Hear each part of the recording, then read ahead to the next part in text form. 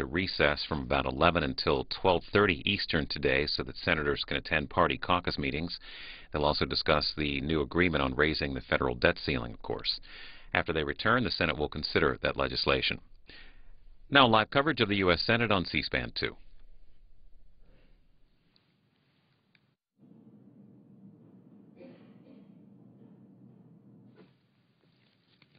Let us pray. O God, how majestic is your name in all the earth. Long before the birth of the mountains, you have always been God, sustaining the universe with your commands. Although life's challenges sometimes prompt us to feel that we are rearranging furniture in a burning building, we take comfort in the knowledge that you hear and answer prayer. We thank you that our lawmakers are striving to find common ground. While work remains to be done, empower them to discover opportunities in this current crisis to build permanent bridges of cooperation as they remember that with many counselors there is safety. Bless the members of their staffs who have labored diligently so that we can see the beginnings of a rainbow after the storm. May these sometime unsung heroes and heroines know that you will reward their faithfulness. We pray in your sacred name. Amen.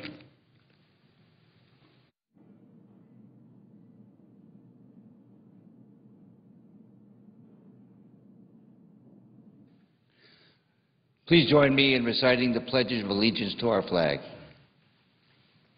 I pledge allegiance to the flag of the United States of America, and to the republic which it stands, one nation, under God, indivisible, with liberty and justice for all.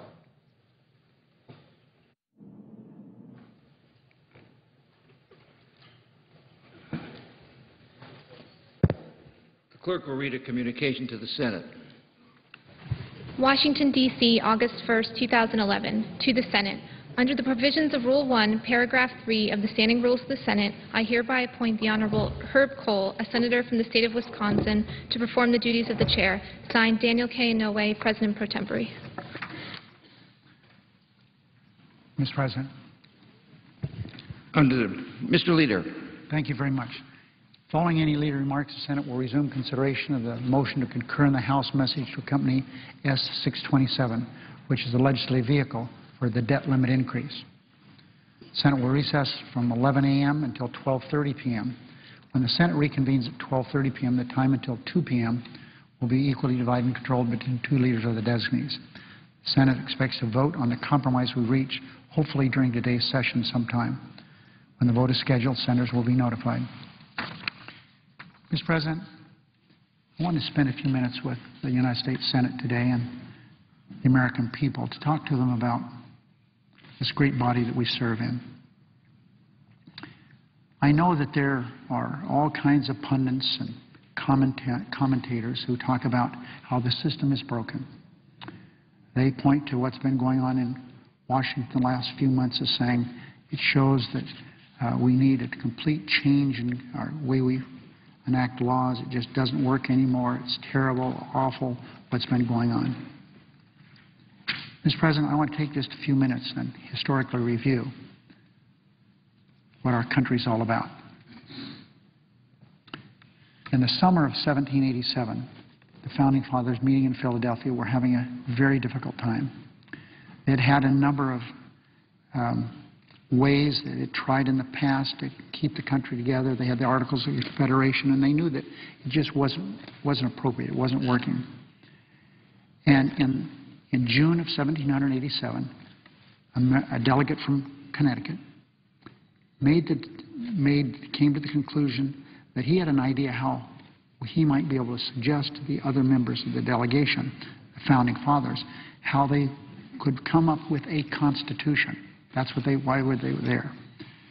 And his suggestion was really full of merit because they had not been able to solve the problem of the great state of New York, huge in area, and millions of people, and the little state of Connecticut, very small in area and just a few people. How could those two states be together in the same union? They had already decided they were going to have 3 separate branches of government. But the problems they had in Philadelphia those many years ago was how to handle the legislative branch of government. And the delegate from Connecticut came up with the idea. It was called the Great Compromise. And his suggestion was now, it became part of our Constitution, allowed the Constitution to become the real thing. His suggestion was, we're going to have one body of the legislature, the House of Representatives, that would be elected every 2 years. If somebody died or resigns over there, there would have to be an election. No one in the history of our country who's ever served in the House of Representatives has gotten there other than by having been elected by the members, their constituents from their district. The Senate, however, would be not representative of how many people were in the state. Each state got the same number. That was the breakthrough. And it was an experiment, but a noble experiment. And it's worked so well over all these many years, where you have the legislative branch of government consisting of 2 separate bodies, bicameral in nature. And there's been conflict. The Founding Fathers built into the legislative branch of government purposely conflict because they believed that that would be enough to offset the power of the judicial and legislative branch of government, the judicial and executive branch of government. Over the years, things have been much worse than they have been in Washington in the last 3 months. Our country has been so successful as a result of the Constitution that guides us. And I repeat, the Constitution has been so successful because of the Great Compromise, the legislative branch of government. In the early days of our country, there was conflict that went on all the time. They were from the very beginning, can this great country survive? And then we had the conflicts that developed prior to the Civil War. One congressman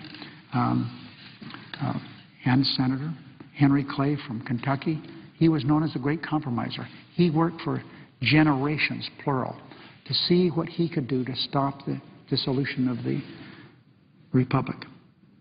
And he was successful. Difficult, they had very difficult times. One member of the House of Representatives was enraged because Charles Sumner was anti-slavery, and he was a fine extemporaneous speaker, and he was so able to express himself. Congressman Brooks came to the floor, came to the Senate with his cane and beat Senator Sumner, beat him with his cane. Senator Sumner never really recovered. He was off work for a couple of years and had permanent disability as a result of that beating he took on the Senate floor. Historic battles have taken place in our country where they were much more difficult than what we've just gone through. What we've just gone through has been extremely difficult, but there was never any consideration that the Republic would fall. In recent years, the civil rights disputes. Mr. President, the Congress reacted to the slavery, the times that came after the dissolution of slavery. The civil rights movement, with all the dispute that took place right here in the Senate floor, was very, very heated. Filibusters took place that lasted for weeks, not days, weeks. There was tremendous acrimony as a result of that, the issue dealing with civil rights. But we worked through that. We worked through that. It was hard, and people at that time thought that Congress was broken. But Congress is not broken. Congress works the way that it should. Now, does that mean it's always very pleasant, happy place? No. And do I wish it weren't as is? as difficult as it has been the last few months. I wish it were much better than that, but that's where we are. But through all the years, through all the conflicts we've had, we've been able to come together and reach a reasonable conclusion. The great experiment that started in 1787 has been very successful. A number of people have identified our system of government here, but I guess the best way today to talk about it is what Winston Churchill said about democracy. Here's what he said. It has been said that democracy is the worst form of government except for all others that have been tried. I, Mr. President, am not proud of the conflict we've had these last many months, but I'm satisfied that we have been able to come together to find a solution.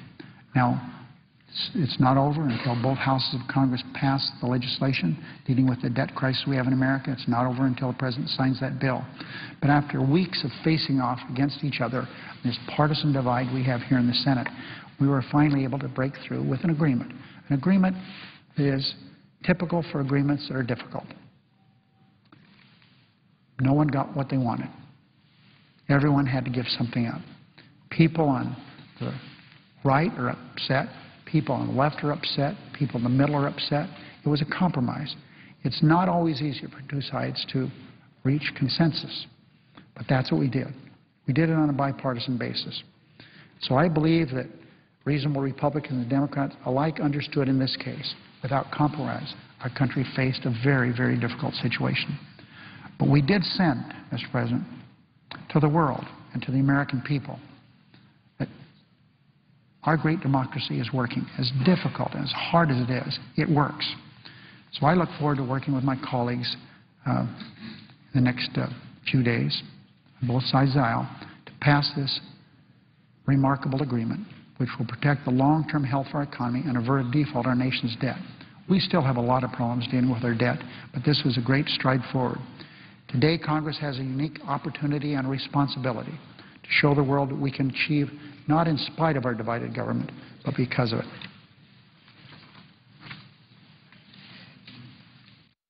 This order, leadership time is reserved. Under the previous order, the Senate will resume consideration of the House message to accompany S-627, which the clerk will report.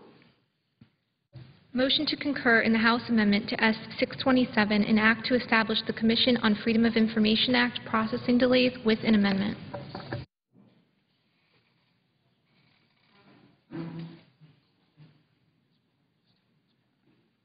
Mr. President. Senator from Illinois. Mr. President, first let me say a word about the leadership in the Senate. I have the good fortune of working with Senator Harry Reid as our majority leader. My role as whip or assistant. I am close at hand when most of the major decisions are being made. And I've come to take the measure of this man from Nevada, from Searchlight, Nevada, and have found him to be an extraordinary leader. At first blush, most people would not choose him for ringing oratory or commanding presence. But I will tell you that he has created a leadership style in the Senate which is exceptional. I watched him during the span of the last 2.5 years, particularly, as he has faced a myriad of challenges. With the new president of his own party passing a stimulus bill when we didn't have 60 votes on the Democratic side and had to rely on a crossover vote from 3 Republican senators, dealing with the TARP crisis, the recession, and what needed to be done to save financial institutions from dissolution. His efforts as well on the Health Care Reform Act, which might have been the mightiest political battle I've ever been engaged in. The Financial Reform Act, the list goes on and on. And then comes this year with the new Congress divided and Republican leadership in the House, when he has had to face the passage of appropriation bills, the continuing resolution, and now the most recent crisis over the extension of the debt ceiling. He is an exceptional leader, and I think he is such an exception because of his humility. He is not the first to the camera, nor the loudest in speech. He is a person whose word is trusted and who works night and day until we reach our goal. I admire him so much as a friend and am proud to be part of his leadership team and part of his Democratic caucus. I'd like to say a word as well about Senator McConnell, the Republican leader. He stepped forward several weeks ago with an exceptional show of political courage when he made a suggestion about how we could find our way through this crisis. It was not a welcome idea on his side of the aisle, and many of his critics took him to task for suggesting how we could get through the debt ceiling crisis. I admired the fact that he stood up and understood his responsibility, our responsibility to the nation, beyond any partisan consideration. And Senator McConnell played a critical role in working out the agreement which will come before us and is now pending before the Senate, or will be pending before the Senate shortly. I thank him. I thanked him last night personally, and I thank him publicly for joining in this bipartisan effort on behalf of the Senate with Senator Reid and working directly with the President and Vice President. I'm also happy that the leaders in the House, Speaker Boehner, and the Minority Leader, Congresswoman Pelosi, were able to work together to come up with this agreement. Now, there are harsh critics of this idea because, as Senator Reid stated earlier, what we've come up with as an agreement is not what I would have written and certainly not what any senator would have written. There are parts of it that I don't care for at all and other parts that I think are very wise. That is the nature of compromise. I do not believe that I have compromised my principles as a person or elected official in coming to this agreement. At some point, you have to sit at the table and look the other side in the eye and realize they feel just as strongly as you do. And the only common ground will be found between you, and not when you give up or the other side gives up. Let me tell you what I think are the pluses and minuses of what we are about to consider during the course of this day. First, we have averted an economic crisis if both House and the Senate should approve this measure. The notion that we would default on our national debt for the first time in our history as of midnight tomorrow night would be devastating. Devastating to a weakened economy with more than 9 million Americans out of work. It would have raised America's interest rate on its own debt, adding to our national deficit. As I've said on the floor many times, a 1% increase in the interest rate paid by America costs us $130 billion more on our deficit. So the idea of interest rates going up would add to our debt, not solve our debt crisis.